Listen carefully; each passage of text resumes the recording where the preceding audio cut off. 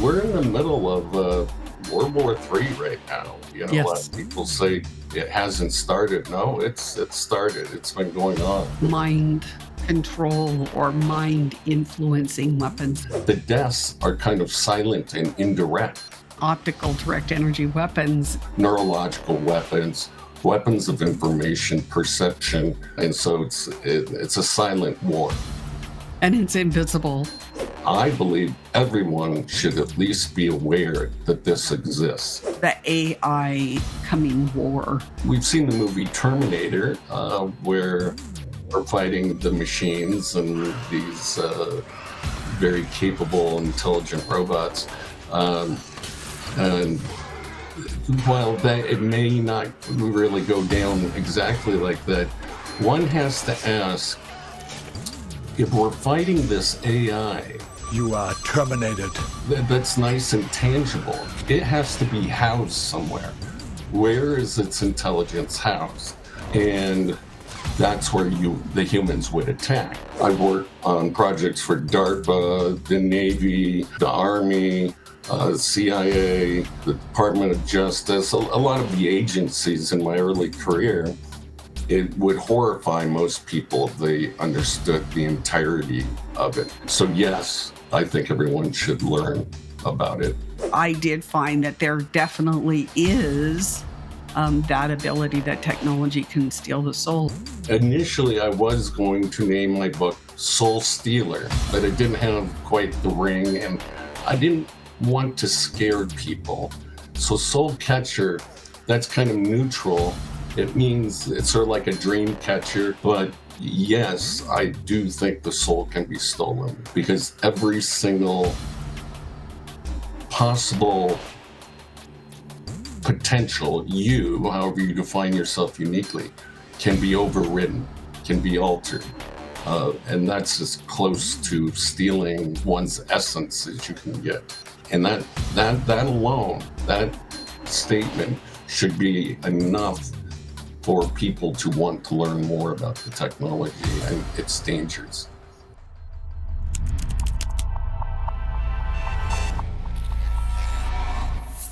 Hi, this is Celeste with the Celeste Report, and today I have Robert Duncan, who is the author of Project Soul Catcher, and I am very honored to have him as a guest. Let's bring Robert on. Hello, Celeste. How are you? Hi, Robert. I've been looking forward to this interview for so long because I did not know about your book. And I did this whole webinar, I think it was 2 years ago, on this same concepts, maybe a little different perspective on Soul Catcher. And I named it Soul Catcher. But it was dealing with the technology and what they were doing, very similar to yours. And then I find out about your book, and trying to find you was not an easy task, but I'm very thankful that I have a good team, and we did. And so we warmly welcome you. And why don't you tell us a little bit about yourself? Sure. I've been I'd say an activist trying to alert the public about the dangers of this technology, how it's being used on the public in secret on the most part. It's kind of a secret in plain view. And for about 2 decades, I've been doing this, going on radio shows, TV shows, and talking about the technology. I worked on projects for DARPA, the Navy, the Army, CIA, the Department of Justice, a lot of the agencies in my early career. Some of the technology is very relevant to what we're going to talk about today. Some of them just fun projects. For example, I wrote the artificial intelligence code to track the Soviet nuclear submarine fleet. It was a big project I was proud of. And so I research mostly of where the technology is headed, what the human race needs to discuss now before it's too late, or if it's too late, And I write books and do lectures while trying to maintain a life that's worth living. And that's sort of my background. So are you still working on different projects, or are you just researching and lecturing and doing books at this point? I have stopped coding for the moment and doing theoretical work. And my the current book that I'm hopefully will get published this year is called Emergent Minds, and it's about the birth of a new species, something that combines humans with machines, and it's quite fascinating if you're able to step back and not assume it's your species and you that you're talking about as an evolutionary event. It's quite catastrophic and significant. And so hopefully that book will be published by the end of this year. Well, I look forward to reading it. I have been doing coverage of my own on that topic for the last couple of years, especially it's intensifying since last year. So I really look forward to your work on that. So let's dig in. We've got some exotic weaponry. We've got advanced weaponry. We've got all sorts of stuff out there. And you are the weapons expert par excellence. So I've talked about that there is this Boeing jet called the Valkyrie, and it has something called Geomancer and Spellbook. And it deals with hexes and spells. And I know in your book, you covered that.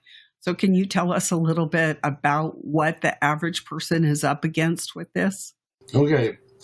My books are written in the language, encoded language, much like the project names. So the military and the intelligence agencies, in order for them to talk about a lot of the technologies in the open, they'll use language of old gods. We like naming our weapons after ancient gods, Neptune or angel fire for the defense against missiles on an airplane that shoots flares.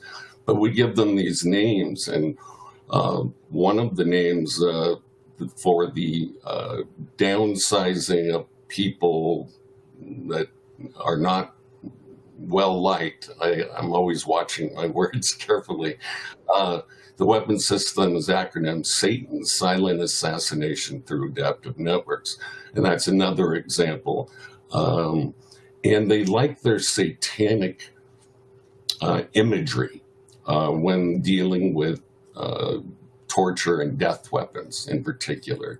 And so words like demons are used. And demon in a computer language is a process that runs in the background, constantly watching and manipulating things.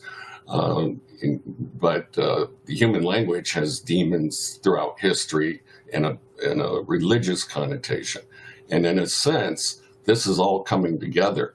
It is acting very much in the same way as we would we thought about demons in the past, metaphorically. So yeah, that's the reason that hexes and spells are used.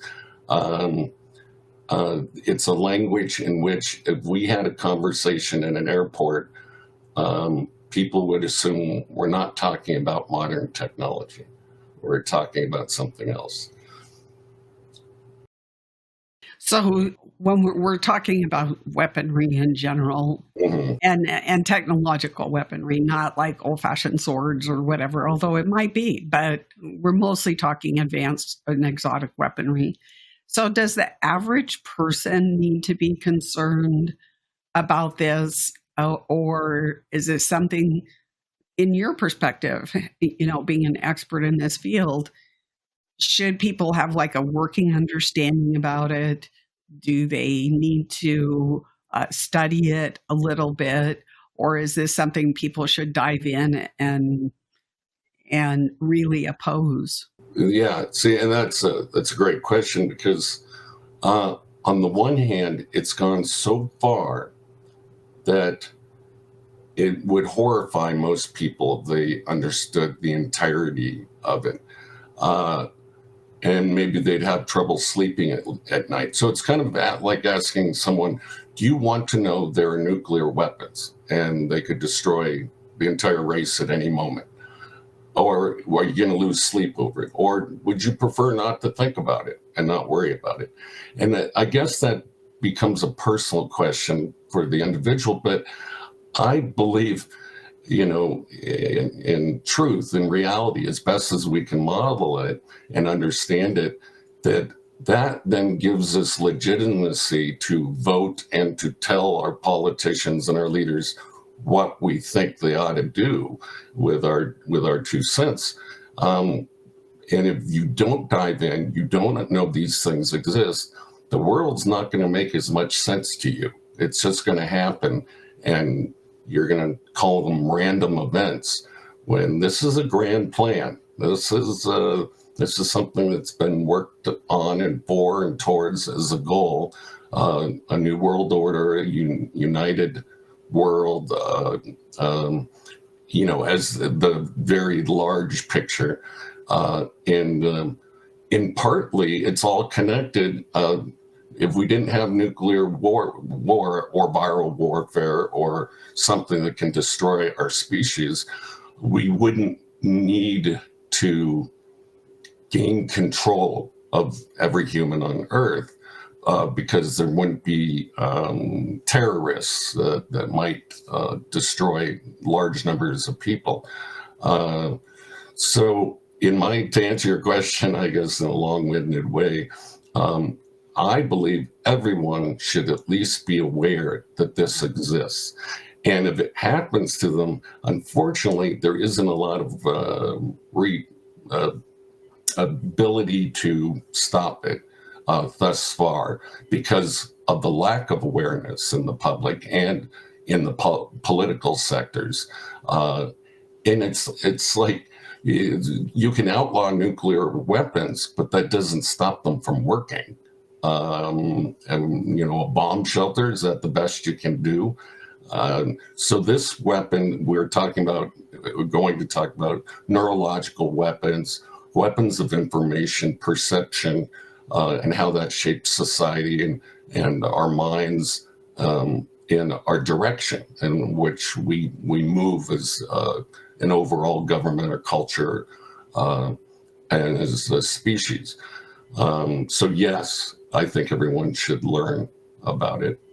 I agree wholeheartedly. And I think one of the biggest reasons that everybody should know about it, even if it makes you toss and turn for a few nights, is because if it happens to you, then you don't have the fear factor. You can recognize it for what it is. And that's the exact point. That's why I do speak out about it, is while I may not be able to stop it, like here's a pill you take, here's a button you press, here's a bribe you give to some politician, or no, you can't stop it that way, but you can remain calm and know you're not alone and that this has been going on for a while and what to expect. And it's the unexpected that causes the fear. But if you educate yourself when it happens, you're less fearful, and then it has less power over you.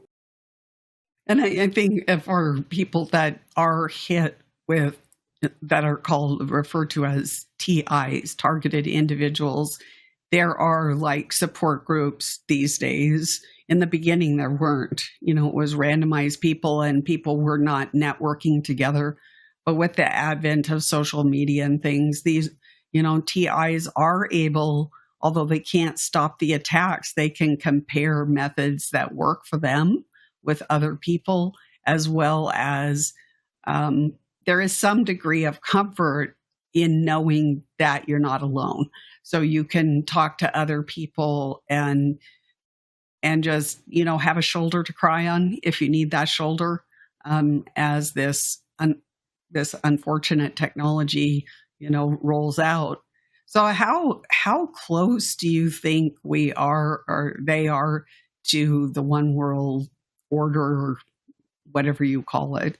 Yeah, and see, it's we're in the middle of World War III right now. A lot Yes. of people say it hasn't started. No, it's started. It's been going on.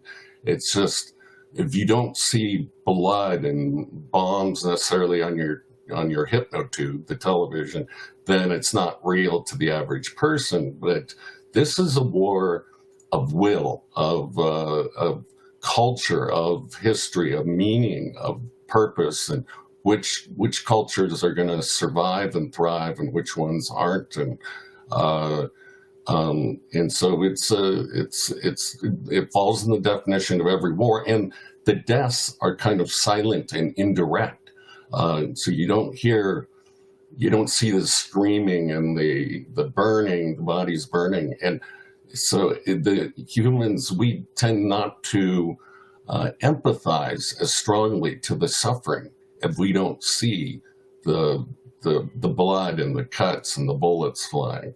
And so it's a silent war.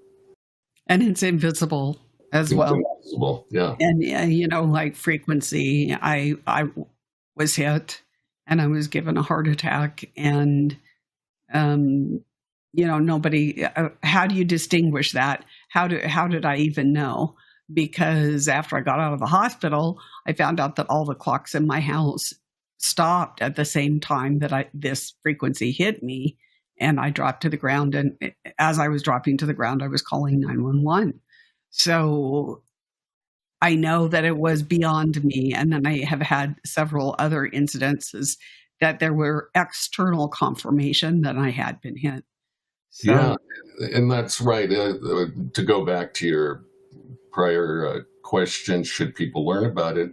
Well, there's another example: being able to distinguish an external influence versus, we'll call, natural. Heart attacks is one example.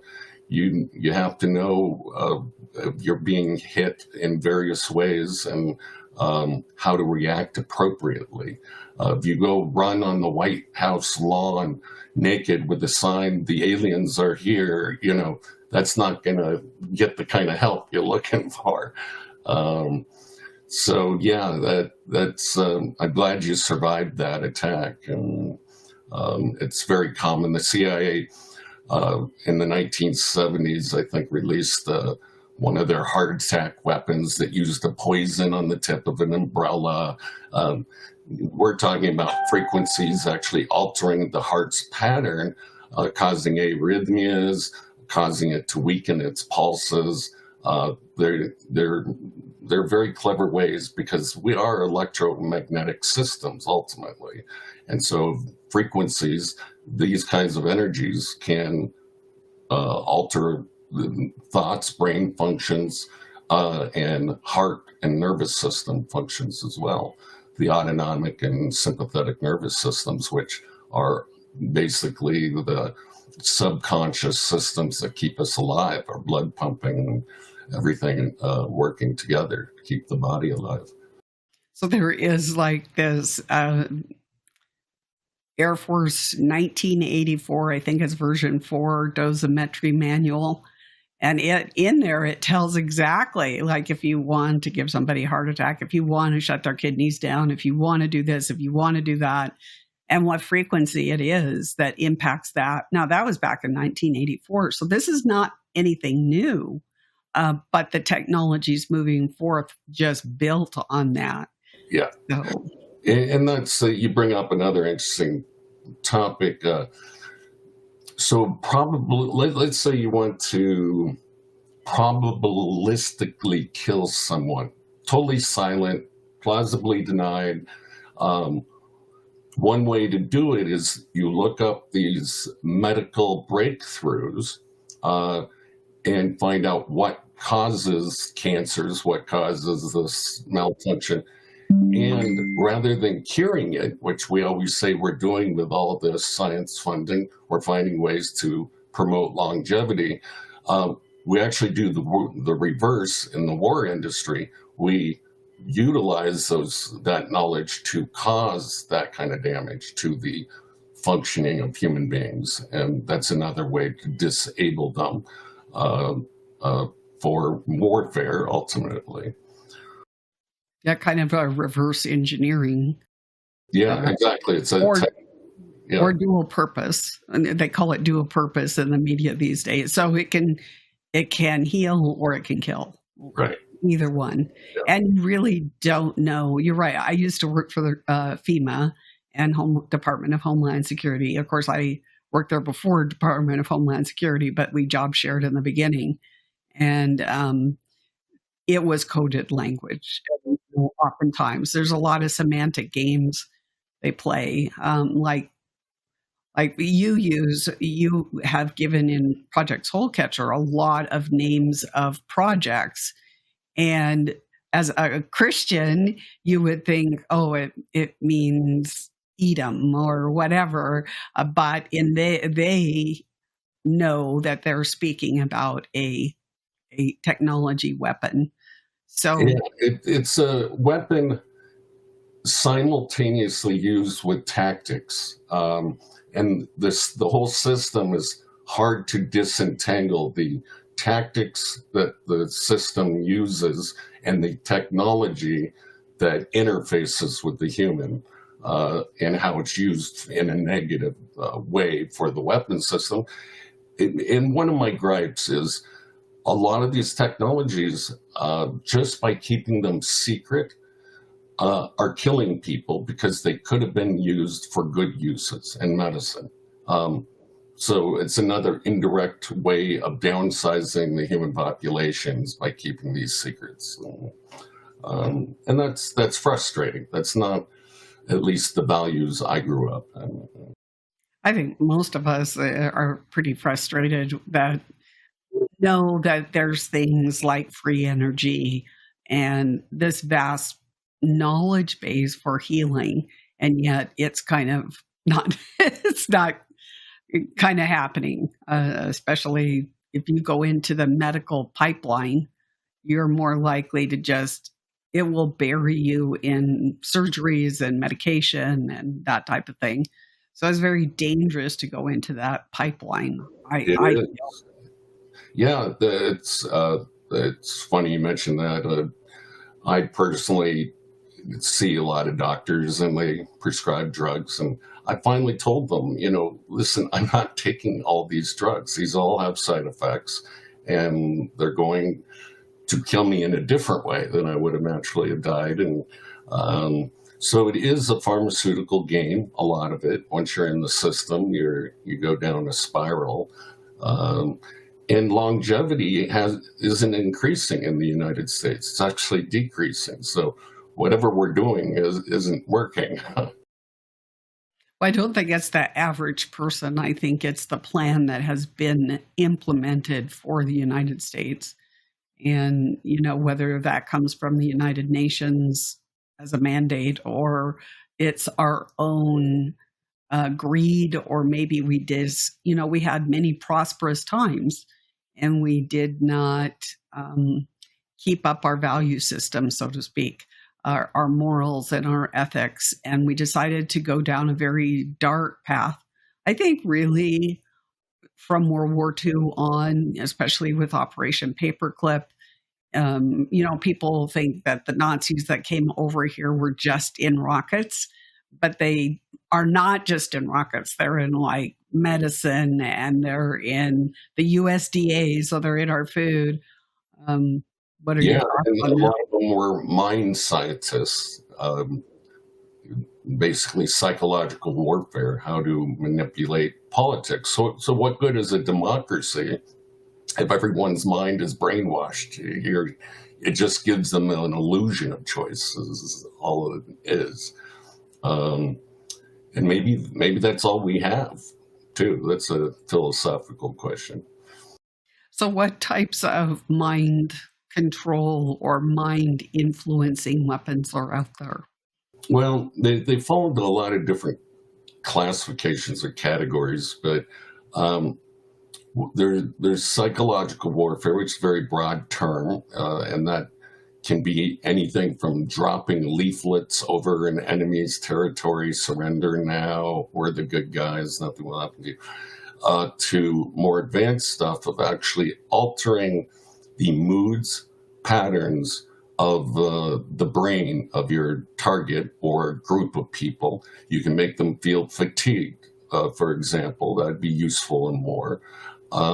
You can pipe voices in their head. This is Allah, lay down your arms. Very believable because you can't stop it. It's not a sound vibration through the normal mechanism of a pressure wave in the atmosphere. It uses a microwave hearing effect. And then there's hypnosis. You can put the brain under a hypnotic pattern with subliminal messaging. You can, we like to think our dreams don't affect us, but that's when our defenses are down. And you can program someone in their dreams, emotionally, how they feel about other relationships in real life they have, for example. You can probe for their passwords while they're down. A lot of different types of persuasion can occur. I personally don't watch television. I haven't watched television in a long time because every time I see it, I just see propaganda. And there was a law passed, I think it was after World War II, that the U.S. can't use propaganda on its own citizens. And then it was reversed by the NDAA or the Patriot Act, one of those. I don't know what to say about that. We're not a free country. And I don't know what we stand for if we can use these weapons of perception against our own people. So those are some of the types of manipulation that we can do to the minds of individuals. So have you ever read the book Lab 257? No. So that's a very short read. It's maybe 120 pages, not dense, although it's horrifying. And it's about all the biological experiments, both within the United States, from Plum Island and the various bioweapon facilities, of which those have multiplied since that book was written. It's an older book, but I think what shocked me was that the reason that they had Plum Island off of the shore of the continental United States is that there was a law by Congress that you could not do biological experiments on the continental United States.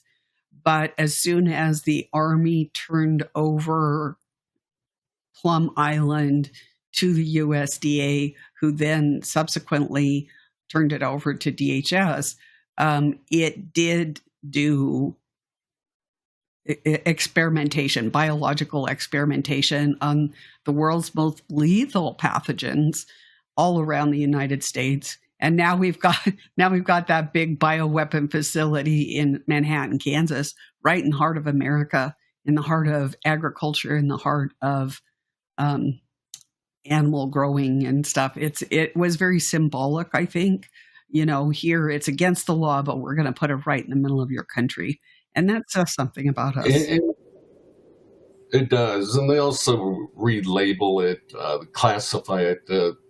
I think a lot of the research goes under class 3 bio research labs.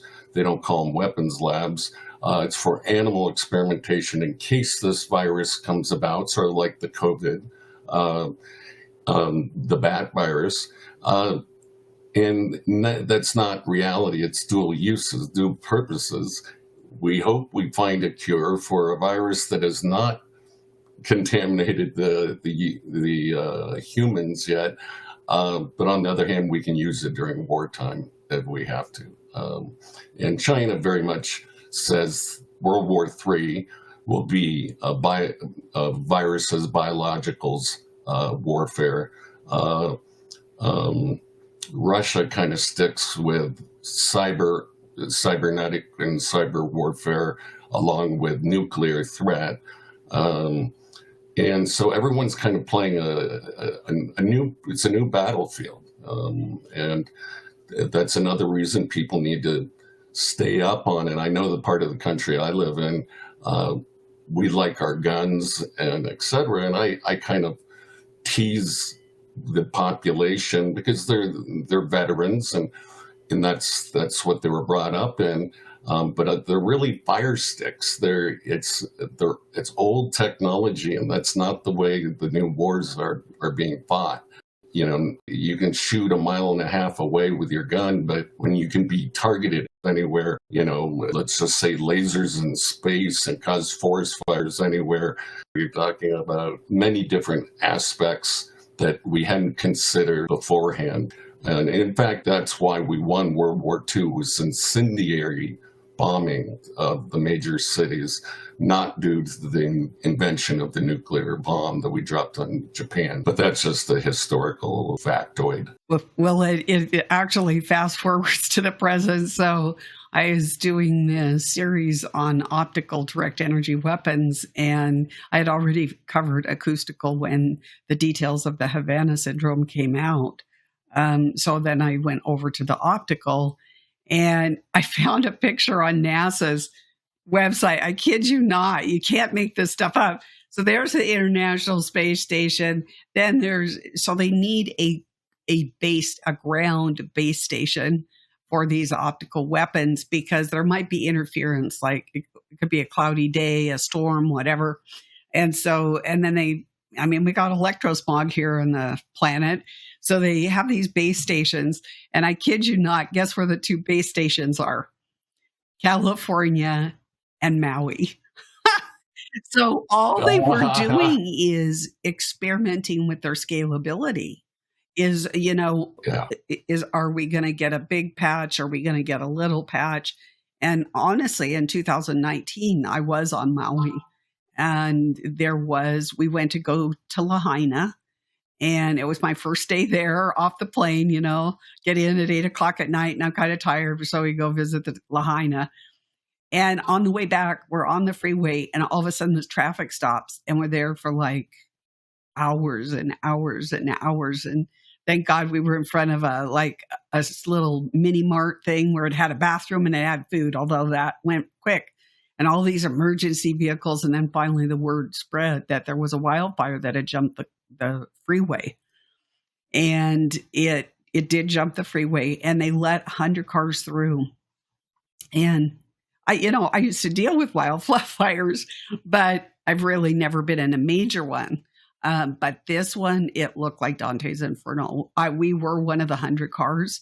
Those flames were at least 100 feet in the air. I was shocked and horrified that they even let us through.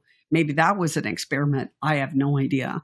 We did go after, the next day or the next day after that, and it was just, there was nothing left. It looked like the moon only blackened the rocks.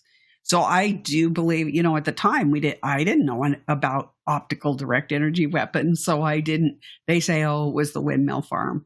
I don't think it was. I think it was them playing with scalability with these weapons.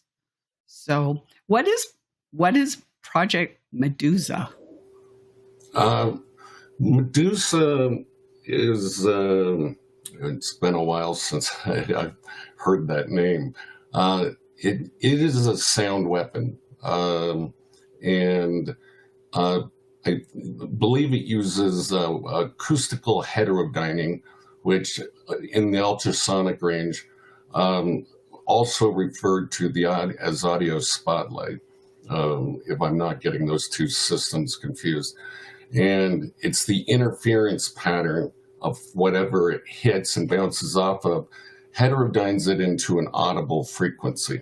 So you can throw your voice and make it sound like your voice is coming from a window or a wall or somewhere else. So I guess I'm asking because, in my research, I'm a researcher like you, and I found a 1999 patent from the heterodyne Hydra, and it was acoustic. And it seemed very much to be that they knew that, you've seen the doctors showing what they see under the microscope with the synthetic biology and the creepy crawlies that are now in the bodies, either through people that have taken the vax or transmission. How do you think, what might be your understanding that technology may be a little bit better than I do, how the sound would interact with those entities, for lack of a better word, entities that are foreign entities in our body? Yeah, I'd be hypothesizing. But just knowing the technology, like what would acoustics, why would heterodyne, and they specifically said Hydra. Heterodyne, I generally, there are University of Arizona does research on using ultrasound to stimulate certain parts of the brain, so that's also a way to manipulate neural circuits. But acoustically, I do not know how. Okay. You might be able to power nanobots or something. I can't think of a reason why they would use acoustics. Okay. Can you explain a little bit what you wrote about in the book, Alice and Tammy? And those are acronyms. Yeah. Alice, it's funny, if you do an internet search, the acronyms often don't come up. No, there's they don't. many of them that they've been buried through. Yes. For obvious reasons. But Alice was just one of the first chat bots, artificial name for chatterbots. Now, if you combine that with remote neural monitoring, deciphering the audio, you can use these chatterbots, for example, to drive a target mad, talking to someone or something. It's a computer program that's very convincing that it's a real human being on the other side. And it says very negative things. MIT created Norman, which was trained off of all the evil things that people say on Reddit and used to interact with a human. Now, if you know it's a computer, it's kind of funny. It can be so insulting. But if you believe it's an equal, you get very angry. How could this evil creature ever exist to this person?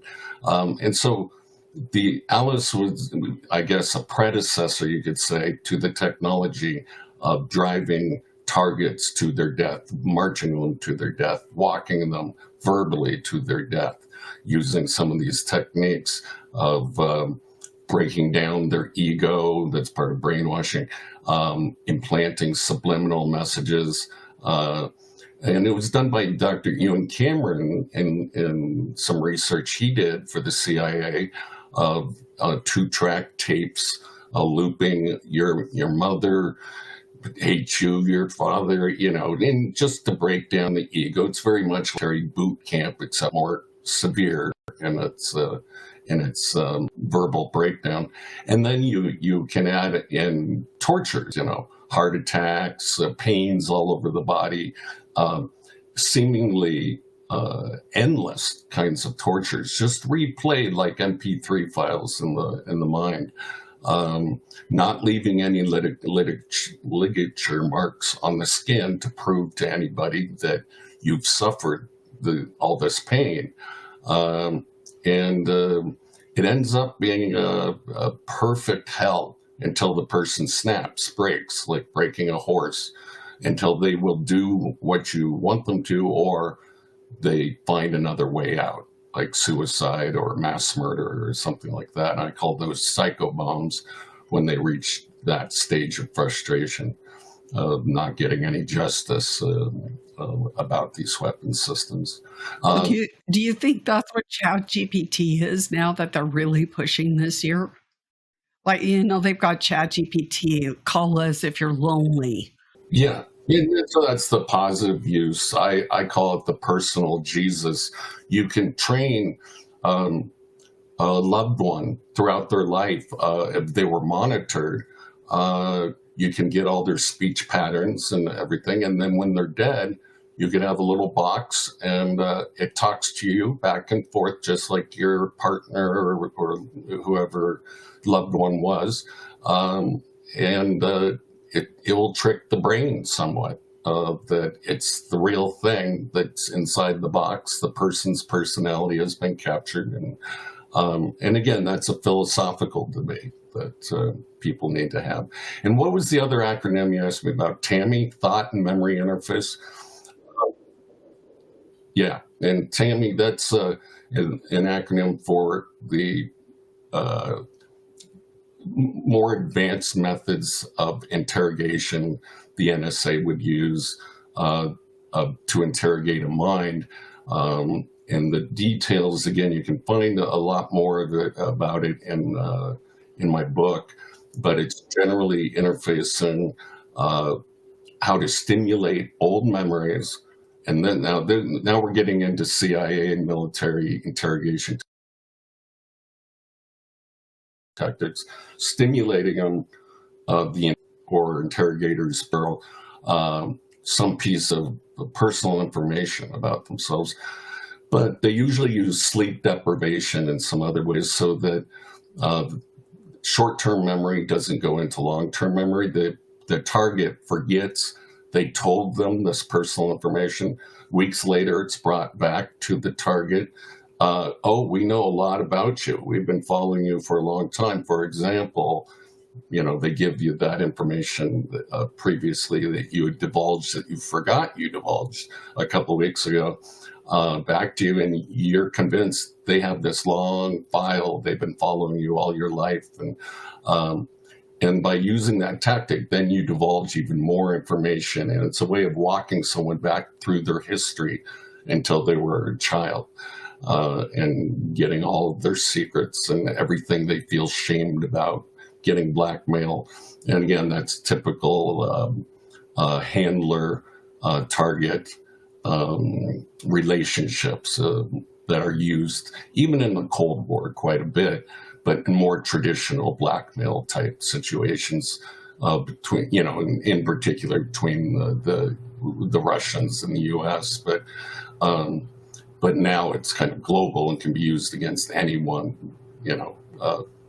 by our own government or deep state or secret government or whatever you want to call the syndicate.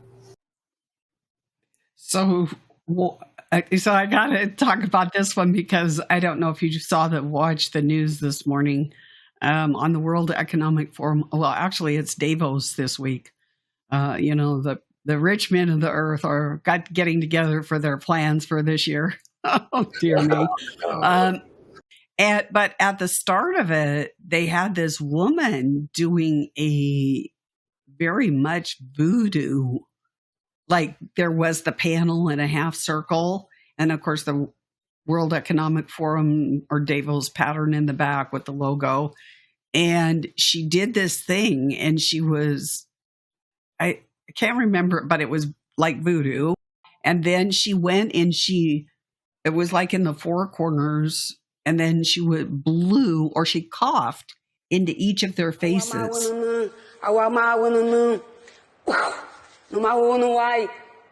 Why should I?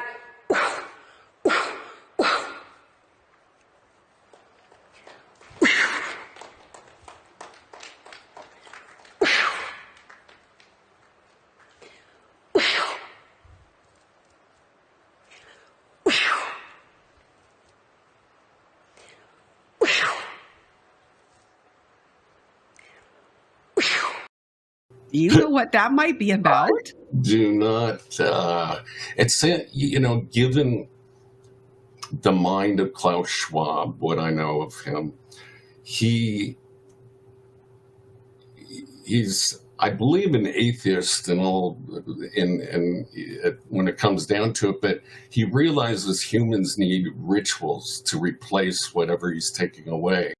And so this may be the new world religion he's trying to bring about, coughing at people's faces with the voodoo chants, and that will bring you power and good luck or something. I'm not sure. I it's a weird group, and they have a lot of influence and power over the world. And I think it's like any secret society. It's an ego trip for those who belong to it, that they're the players, they're the ones shaping the world, and they can do no wrong. And unfortunately, that is not true. They're doing a lot of wrong. But they always kick off their events, and even the Super Bowl. A lot of it doesn't have to be a global thing. It's worked its way down into our culture, unfortunately. That they start off like the CERN and that tunnel over there in Switzerland. That was a really dark. That is really bizarre. Yeah. Well, this was, you've got to check this clip. I mean, it's only like a minute and a half or something, but this was one of the, I mean, other than I Go 1, 2, and 3. I mean, it's got it, but that's cartoon. This was like the strangest ritual, but I don't watch Super Bowl or anything, so I wouldn't know about those, but I guess those are pretty intense. There are people that are saying that they did a blood sacrifice last Super Bowl, so this year the Cowboys are going to win. I mean, I don't watch it, so I don't know, but supposedly a guy dropped on the field last year, and they said that was a sacrificial. Well, yeah, I went to speak and give testimony to a bunch of senators in 2007, the Senate Intelligence Committee, Judiciary Committee, and some others. I'm not really into politics because I know it's all bull. It's just a dog and pony show. Okay, so yeah, in 2007, I went with Ted Gunder's son. He was the head of the LA FBI, or former head, and his badge got us in to speak to a lot of important people at the time, and it was about this, but his take was the satanic ritual abuse stuff, child trafficking, and so we had kind of a multi-pronged approach. Mine was the human mind trafficking, if you will, the targeted individual conundrum. And I thought, I can make a difference here. I can bring this awareness to the senator. And, we went to the Senate Intelligence Committee and talked to those guys. And her statement was, so MK Ultra never, stopped as they were supposed to after the church hearings. And they respond like, what is MK Ultra? And Ted and I look at each other. This conversation is not going to go anywhere. These are the people that are supposed to be watching over the intelligence communities and make sure they don't overreach. And they have no clue what one of the biggest scandals was in American history. So it didn't end up going anywhere. They're very nice, but it was just lip service, and they probably did know, and they have to play dumb, and so. So what is that? You talked about the psychological mind trafficking. Could you expand on that a little bit? Yeah. So we tried to keep the messaging simple and more believable, and so we talked about it through the classification of non-lethal weaponry.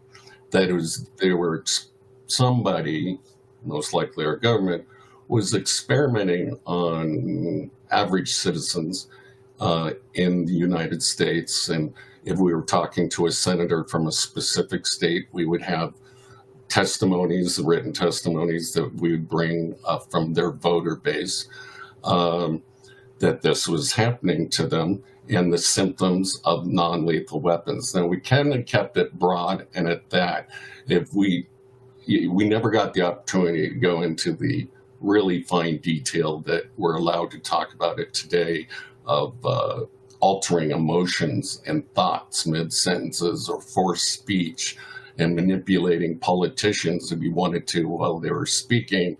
I mean, how devious this gets is really amazing, and nothing is as it seems once you know these technologies exist.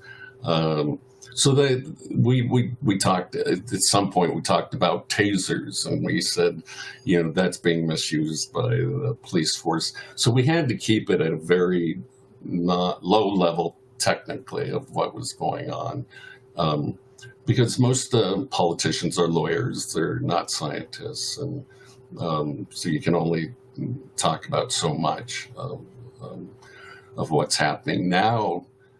Fast forward 20 years later, it's all very believable. People see how fast the technology is changing. And if some of these technologies are 60 years in the making, you can see how advanced they would be. There was a 60-year head start. It's not alien. A lot of people I know want to say this is too advanced, it's alien. No. We humans did it with help from AI, but we did it to ourselves. And I know there was an article in the Wall Street Journal. It was published, I think, a couple days ago by an insider, or maybe it was Time Magazine, that basically had very negative outlook on what we have done. AI, even Elon Musk says he thinks it's too late to stop this, what I term cybernetic fusion of man and machine into some higher order entity consciousness.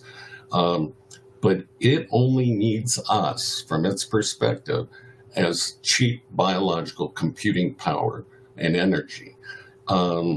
It doesn't look at us empathetically like, oh, we're pets, like we do our pets. Oh, we got to take care of our dog.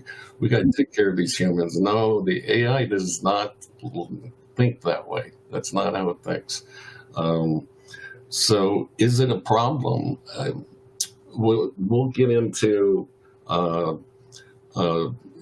you're researching new geometries like protein folding using generative AI for some of these tests, and very promising. Again, it's that dual use for medicine. Wow, we're going to be able to discover and cure all these things and design. It took AI 1.5 minutes to come up with the deadliest nerve gas compound that we used in World War I, and so it's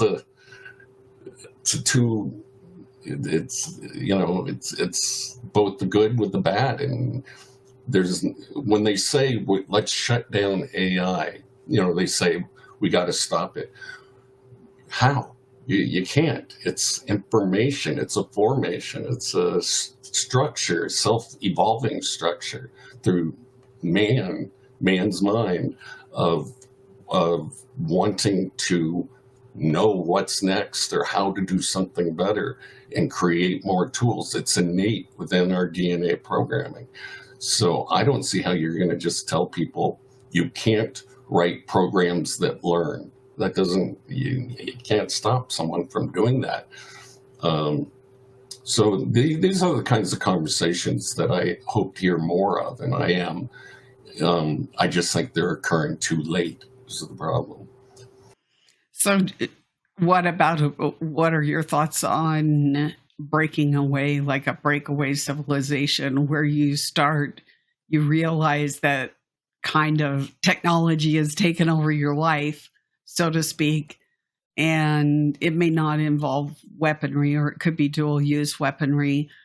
But, I don't know about you, and I don't know how old you are, but in the 60s, I saw this thing, and it was on Sunday nights. It was 30 minutes. It said, by the 21st century, the technology is going to allow you to just work 4 days a week. That it's going to be really light, and you're going to have all this vacation time. You're going to have all this money.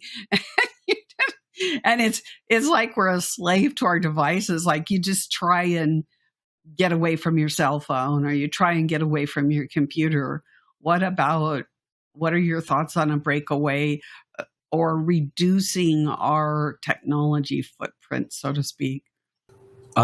So sort of becoming an Amish society. Maybe not that drastic, but, reducing it so that we're limiting, let's say, our screen time. Okay, well, we tried that by raising children and say you only get so much television a day. Some people were successful at raising their kids that way. You have to read books. You can't just watch television. But in general, I don't know how you can enforce it. You can't have freedom to raise your children the way you want to, and also say we have to fix society as a whole by enforcing these kind of behaviors. Breakaway societies, I don't know where on earth you could even do that because everything's so integrated. You could buy an island, I suppose, but I don't know. Do you have any ideas?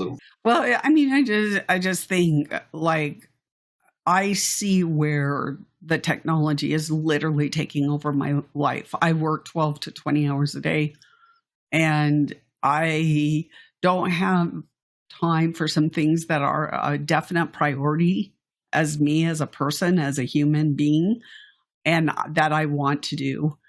And so I'm thinking and strategizing for 2024, okay, how am I going to limit this? How am I going to rein it in, so to speak, so that it's not running me, I'm operating it as a tool when I want it, but that I'm not at its beck and call. I mean, really, they did the ding for these dumb notifications on the Pavlov theory. And you hear that ding and you have to go look. It's just the Pavlov, like we're trained like dogs. So another topic I'm really curious on your take on it is, what do you feel? So I follow Dr. James Giordano, and in quite a number of military conferences over the past years, maybe the last 5 years, he has said that technology has the ability at this point to steal the soul. And that was what prompted at first, I don't dismiss anything I hear, but I tuck it under my hat. So I tucked it under my hat.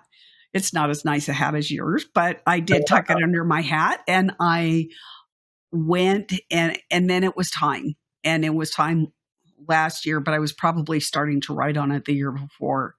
And I discovered that, yes, according to when I really just cleared all the peripheral stuff away and just looked at the technology and spiritually, is it in the Bible? Can I find reference to it in the Bible, which is my go-to book? I did find that there definitely is that ability that technology can steal the soul. So what are your thoughts? Oh, yeah. Well, initially I was going to name my book Soul Stealer, but it didn't have quite the ring, and I didn't want to scare people. So Soul Catcher, that's kind of neutral.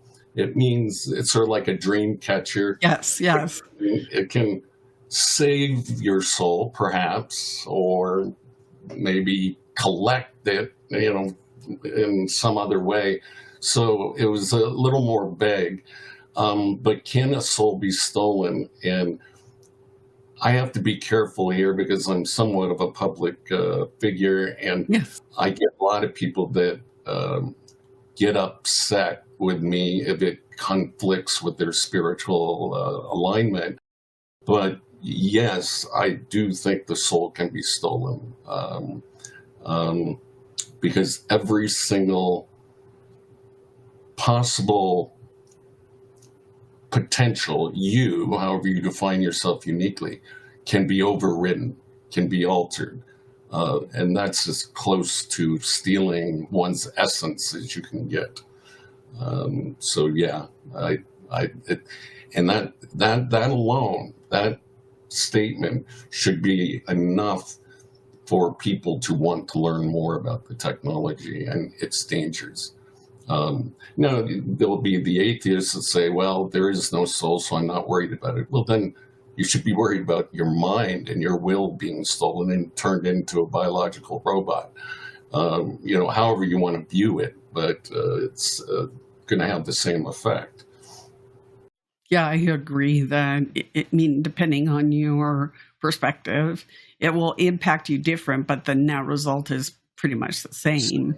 Yeah. The one encouraging thing that I found in the Bible, it's in Ezekiel, that there is a time when souls are caught, but then they are let go. So is that when you return? For me, it's the Creator. I don't know what it is for anybody else, but that maybe sometime before that or at that time when you transition, that your soul is set free. So Yeah. I was just interested in your thoughts on it. Sure, yeah, we can get philosophical. I do believe that we are one. There's one source. Now, I may disagree with personification of that source, Yes. but just using logical deduction in science and mathematics, I can guarantee that there's one large consciousness that we are all part of. And I like to be poetic and say we're just part of God's dreams while we're in this body. That's nice. So yeah, would the soul eventually be freed? Well, it has to. It has to go back to the source. We came from it, and we go back to it. So yeah, I agree with you. I know that you've been around the block probably as long as I've been around the block, if give or take a few. And at first, there were all these zombie exercises. There were zombie exercises at the local level, sector level, state level, federal level zombie exercises. And in your book, I was so amazed because there you talk about zombification. So can you share with our audience what zombification is and how it fits with technology? Yeah, so the Army had projects, Zombie 1 through 4, I think they got up to, and they may have continued them. And it was how to create a kind of a Manchurian candidate, but in a more hypnotized state.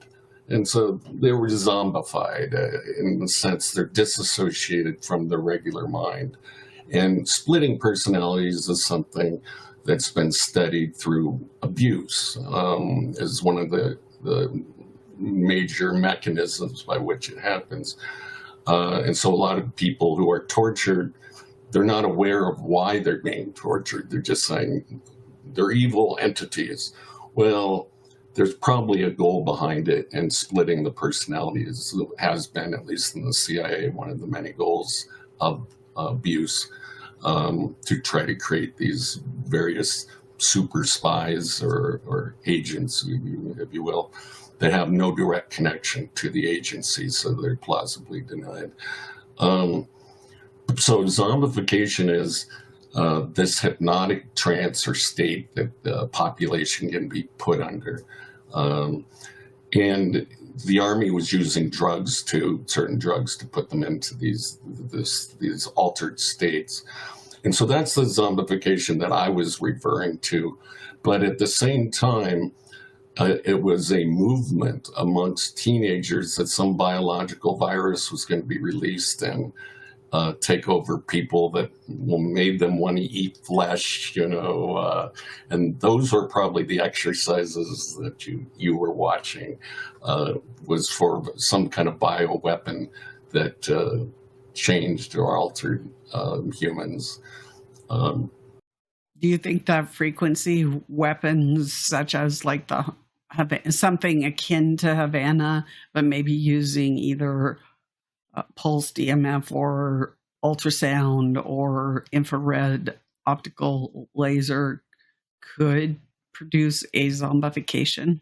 Oh yeah, absolutely. It could. The entire Earth, I think, is under some form of hypnosis right now. Everyone, under the ionosphere. How much does it affect somebody? I think it's funny after all this research and that I've done that some people say they can't be hypnotized. Well, you can be. I guarantee it. Maybe not with a watch, in an audience somewhere, but Yeah. hypnosis is much deeper than that. It's brain entrainments, and you cannot stop that fundamental entrainment because you are an electromagnetic system, and you evolved or was created within the Earth's systems of like the Schumann resonance, which is happens to align with our main alpha brainwave state of relaxation, focus, and concentration, and that's not coincidental. So yeah, I think everyone in television, I think, zombifies people. They've done MRI studies where as soon as someone sits in front of the television after they're an addicted television watcher, their brain, their higher level functions shut down, and just the stem or the reptilian brain, they call it, is functional. And it shows you're in a hypnotized state. You're buying products, whatever the advertisements tell you, your whatever images or the news, the propaganda is saying, you're taking it in without the critical reasoner, the cerebral cortex to filter what is real and what isn't. And when that's taken down, like in your dream state, you believe everything that happens in your dream until you wake up and you're like, wow, that couldn't have happened. So hypnosis is very powerful, especially when you combine it with these more advanced technologies. One cannot separate their own thoughts from those injected. So have you ever seen the story about Mike the Headless Chicken? No. Oh, you got to check this out on YouTube. It really, this is true. And so there's different people that did maybe 20-minute segment on it. So, back in the 50s, almost every house was a farm. Basically, you grew your own food, and there was a chicken in the pot on Sunday, right? So this guy goes out and he chops the head off of his chicken, but the chicken didn't die. And that's because it didn't sever the major artery, and it kept his primal brain stem, which is what you were just talking about, alive. So there's this chicken. He stayed alive for 2.5 years. And he would go and he didn't have a head, but he'd be out there pecking and trying to mate with the other snack. He was a chicken in every way. How he kept alive is the farmer fed him with a eyedropper for water, and I guess they mushed his food, in the blender or whatever. But one day he did aspirate, and it went into his lungs, and he died. But he was in circuses, road shows. The guy made a fortune off of this chicken. But I use that as an illustration when I start talking brainstem and, that like your hypnosis, or that they've altered your brain and they want you to do this reactionary without your critical reasoning. I always put that as a link to Mike the Headless Chicken. So because it's a kind of funny, and then you go, oh yeah, I get it. Because this chicken did act like a chicken for 2.5 years. Yeah. So we don't want to be like Mike the Headless Chicken. I'm definitely looking that up. I'm going to use that too. Well, yeah, these days it's nice to do a kind of a fun story that is true, that they can get the picture, of maybe a complex talking point that we're doing. So it's useful, and I haven't had anybody complain yet. And usually people will let you know if you did a good job, and if you didn't do a good job, they were going to let you know. So is there anything else about, I got to ask, I know we're kind of past the AI, but we went on, meandered. It's like wandering the path here. So we're going to go back to AI for just a second. Do you know Hugo de Garis? Hugo de Garis. He was one of the people that back in the day, and he was over in China. Well, I guess he maybe started here, but there were some regulations that they couldn't go that far. So he went over to China and was like one of the, for lack of a better word, it's probably the wrong title. I'm sorry, Hugo, founders of AI. And I went to a conference, I think in 2019. I think it was 2019. It might have been 2018, but he was talking about the war, the AI coming war, that it would be humans and the AI at that point would be so far superior in its intellect that we wouldn't even be akin to ants. So I was just wondering if you knew who he was, because it was pretty riveting. I like the expression, success has many fathers, failure dies a lonely bastard. So AI has many fathers, or founders, Yep. as you said. And we've seen the movie Terminator, where we're fighting the machines and these very capable, intelligent robots. And while it may not really go down exactly like that, one has to ask, if we're fighting this AI, You are terminated. that's nice and tangible. It has to be housed somewhere. Where is its intelligence housed? Is it an underground base at ROERT or something? It has to be housed somewhere, even if it's distributed. It's still, there are physical machines that must run the computations. And that's where the humans would attack. They would blot out the sun, for example. Ironically, we were trying to save the planet, but maybe we have to poison the atmosphere to block the sun, so there's no power, for the machines to get. Or, I'm just coming up with scenarios, but so I'm not sure what this war would look like. It would have to take over the minds of humans. It's the only way I can see it. Like people walking in front of cars because they're looking at their phone, kill them off that way. But we'd have to be integrated with it because we won't go down without a fight. And it needs computing power to run.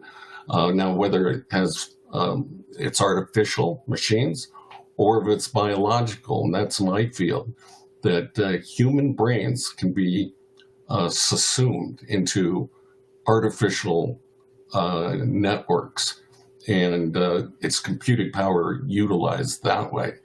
And that's literally stealing the soul and then manipulating it, transforming it into something else. That's how I think it will go down, or is going down. Do you think that our DNA is like an antenna and it can do just what you described with the brain, that it can be co-opted through? Okay, not DNA per se. The synaptic structures of the brain, which gives it its functionality that we learn and we develop through our life experiences, that shapes the sense of self. Temperament sure is a DNA genetic link, but you can rewire the brain through intense experiences and training, and that's a subjective feeling of it. Objectively, you're stimulating certain pathways and reinforcing some and letting others decay, and that's literally rewiring the brain. So you're taking over the soul, the brain structure, its potentials into some new purpose. Now, what that purpose is it a human purpose or is it a machine purpose? Is it, something we can't even comprehend yet? And that's just part of the possibilities of existence. Yeah, part of it. So I've been studying the synthetic biology for now over a year. And what it boils down to in a sentence is it changes function. from the original function to a new function, whatever that function is. And it depends what it is that, is it a cell? Is it an organ? Is it your brain? Is it a piece of lettuce? It is now when they apply this new technology to it, it changes its function. Yeah. And that's the best. To make it simple for the average person to understand. But again, the purpose we sort of know because there's a human behind it. I want to change this cell from type A to type B, and for a function, i.e. to keep the person alive or to kill them or whatever it may be. But as soon as you remove the functions themselves, just exist everywhere. A function is a function. It's relative to the entity with purpose and meaning. Without that, there is nothing. We can only view things through the human lens of existence. And that's the only meaning that we have. But we have to keep an open mind that other things may have other meanings, totally alien and foreign to our way of thinking. So they may not make sense. An AI may not make sense why it chose to do something. But in its mind, it had a very good reason.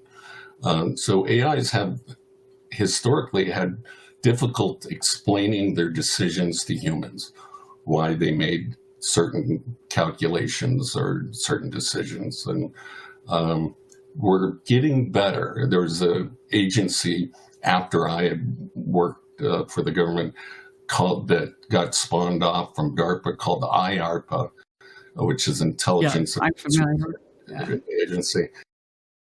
I never worked for them, followed them for a bit. They made it a priority or a protocol that all new AIs must explain themselves. So they knew the fear if we gave control over our government. Let's just say our governments are fighting all the time. AI is so smart. Let's give it control and tell us what to do to survive. And we all agree it's morally neutral, so it's not going to downsize the human race to zero to optimize happiness and minimize suffering. And how far they've gotten, they made some headway to explain itself, but it's not as good as we would like. That's just hard. Something smarter. Do you explain to your dog why you have to take it to the vet? It wouldn't understand. There's no way. And so similarly with an AI that's 1,000 times smarter than us humans, it wouldn't even be able to explain to us why it had to make some hard decisions. So what type of emerging technologies do you think, given 2024 are at our doorstep, or that we might see this coming year? I think the main one is the one that I look at as very old technology, but it'll be new to the conversation of the collective consciousness, is being able, artificial telepathy. So being able to speak without talking or, hearing without listening, to steal some lyrics from Simon and Garfunkel. And to be able to type with just pure thoughts, to along with being able to grow artificial organs better. Actually use them as replacements, printing them out on 3D printers, basically at a hospital. But the real advanced stuff, which won't come out next year, is rather than letting this AI and biology grow like a jungle, a weed, with no structure around it, we have to start thinking about an intelligent structure for this higher order consciousness intelligence.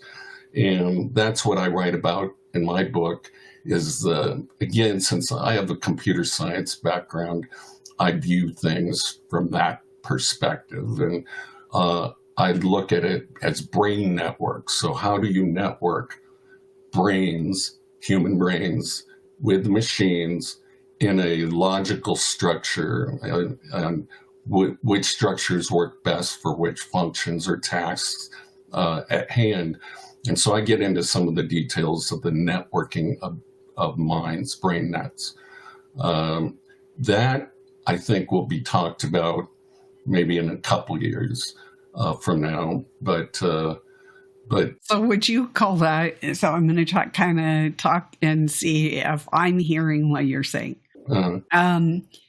Would you say that term would be embodiment of those network brains? I mean, not necessarily a human body, right? But the structure around, whatever embodiment, because sure. I never thought of it that way, but it's putting form and function to something in an intentional way. I mean, in a sense, we're creating our own God. Which one came first? Did God create man, or man create his God? Now is it a vicious cycle? I don't know. But yeah, we're putting it to form, and as far as we can engineer and say this is the most logical way to put machines and humans together, where there is a continuity of our species into the future, and it's not just them versus us, and we battle and we lose, and a cataclysmic evolutionary event just occurred, like how the dinosaurs got wiped out or something.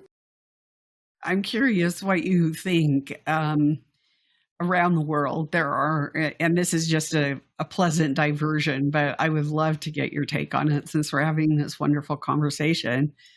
So there are megalithic structures all around the the world. They're in the United States, they're in South America, they're everywhere.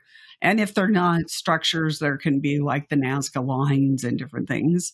Do you think that mankind at one time had advanced technology such as this, and then for whatever reason disappeared, annihilated, whatever? What are your thoughts, or have you ever studied it? That's I keep an open mind, and I think we were very advanced in some ways, such as mathematics was kind of rediscovered. But on the other hand, we never were able to create material sciences to where they would last with any messages. We have, pyramids with writing on them, and caves that preserve paintings, but that civilization may have been advanced in many ways, and then not as advanced as we are currently in our ways. We can make substances harder than diamond, so we can make things last if we wanted to, and if we had some sort of God that we are building a temple for, that we wanted to share for eternity, we could do that. Most of the megalithic structures, you can say it's less,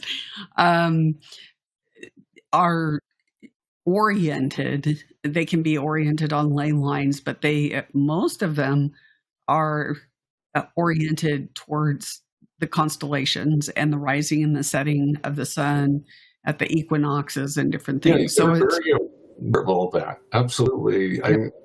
You live out in the country, you spend a lot of time looking at the heavens and the stars. Yeah, if you're not watching TV, you can look up at the heavens, They also knew about magnetic fields because we've been bathed in them. Every 100,000 years, the poles flip, and you can see it in lava lines of how certain crystals align to the magnetic fields of the Earth, and so they were quite aware. We don't give them credit. We always think, oh, they made pottery maybe or something, but they had some good thinkers, definitely. Now, I think where you were trying to go with that is, did they invent AI and AI wiped them out, and then the sun wiped AI out and we started all over again? We're going down the same path. No, I don't think that happened. No. Well, my dad worked for naval warfare, and this was the late 50s. And my dad had a team of archaeologists come to our house, and they only let us stay in. I was a kid.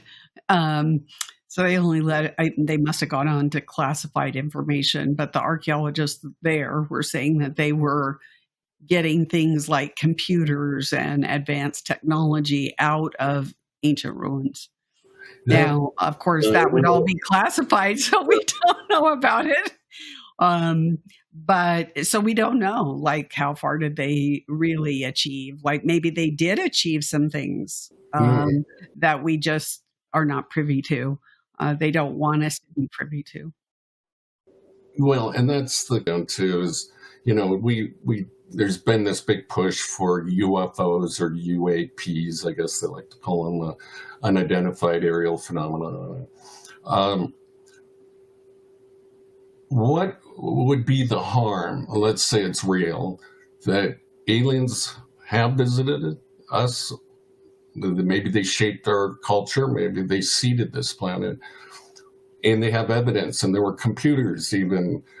Why keep that secret? So secret. That I cannot answer. I mean, I can't even answer. I can see accession files still haven't been released, even though it's gone through 2 presidents, which could have released them. But I don't know why it would change the world so drastically if we had evidence, 100% proof, that aliens, alien civilization has been here.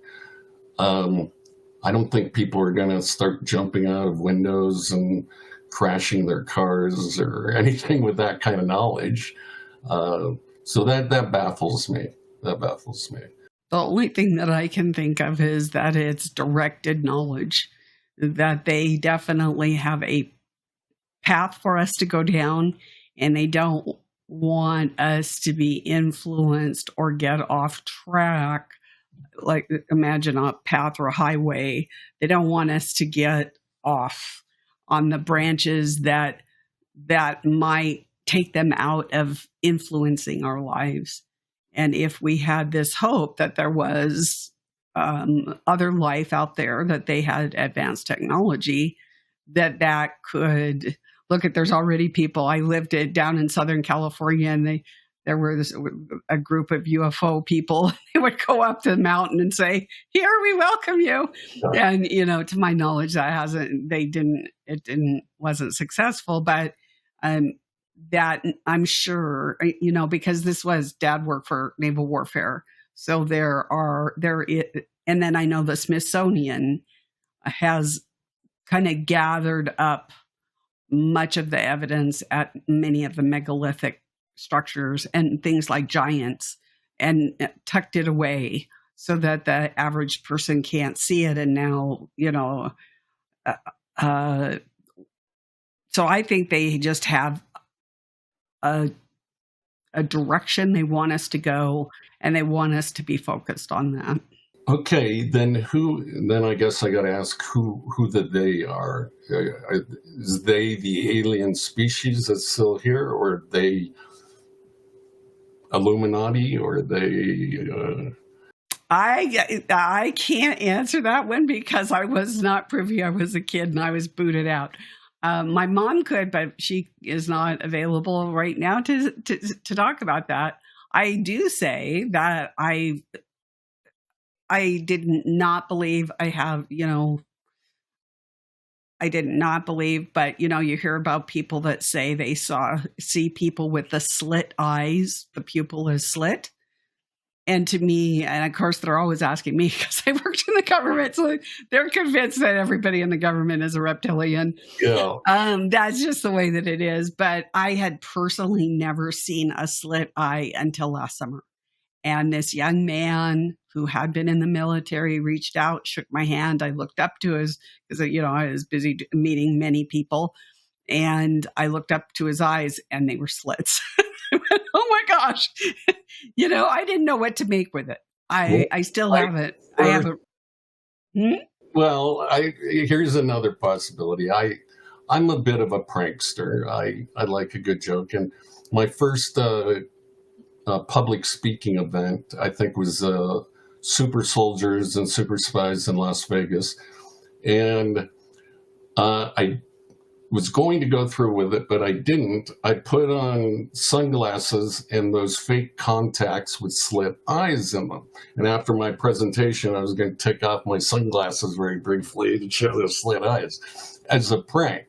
And you can buy them for $30 on, the internet, the slit eye thing. So I don't know if you really saw slit eyes, if he was a government biological experiment of some sort, or maybe he was pranking that day, or maybe it was a real reptilian who watched too much television. And I don't know. Yeah, it really was. It is very strange when you hear about something and then you encounter it for the first time. And yes, I have seen a UFO. We saw it down in San Diego. And Dad looked into it, but he couldn't tell us anything either. So what can you do? He was pretty strict that way. So what can you say? Well, I've really enjoyed our conversation. Is there anything about technology you would like to just share with people? And we can expect your book coming out hopefully at the end of the year. And how do people get in touch with you if they have questions or whatever? Yeah, those are good questions. I'm, as you found out, a hard man to get hold of. You are? And I'm on Twitter once in a while under Tim_E_Lord,